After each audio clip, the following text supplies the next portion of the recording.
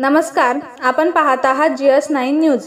घाणेगाव तांडा group ग्रामपंचायत चारूमूर्ती गावाला सिल्लोड सोयगाव मतदारसंघाचे आमदार पालकमंत्री अब्दुल सत्तार यांनी दिले 1,92,00,000ची निधी मंजूर करून।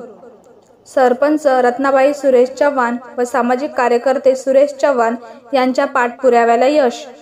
सोयगाव तालुका प्रतिनिधी सुनील चव्हाण। सोयगाव तालुक्यातील घाणेगाव तांडा ग्रुप ग्रामपंचायत चारूमूर्ती या गावाला भरभरून निधी मंजूर करण्यात आली असून भरपूर काळापासून चारूमूर्ती गाव जवळील पूल नसल्यामुळे पावसाळ्याच्या दिवसात चारूमूर्ती गावातील नागरिकांना नाहक त्रास सहन करावा लागत होता। शाळकरी विद्यार्थी बाहेरगावी शाळेत जात असताना या गावाजवळ नदीमध्ये पूल नसल्यामुळे गावातील शेतकरी, आरोग्य समस्या तसेच गावातील नागरिकांना पावसाळ्याच्या दिवसात गावातून बाहेर पडणे अवघड होत होते।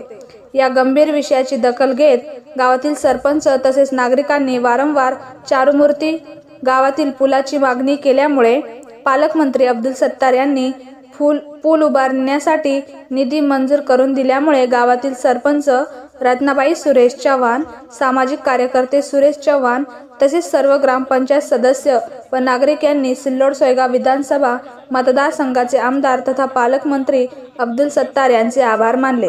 सरपंचपती तथा सामाजिक कार्यकर्ता घाणेगाव तांडा सुरेश चव्हाण घाणेगाव तांडा आमच्या ग्रुप ग्रामपंचायतीतील चारूमूर्ती एक गाव आहे। या गावातील नागरिकांना पूल नसल्यामुळे नदीपात्रातून पाण्यामधून येणे जाणे करावे लागते व गावाच्या वरच्या बाजूला एक मोठे धरण आहे।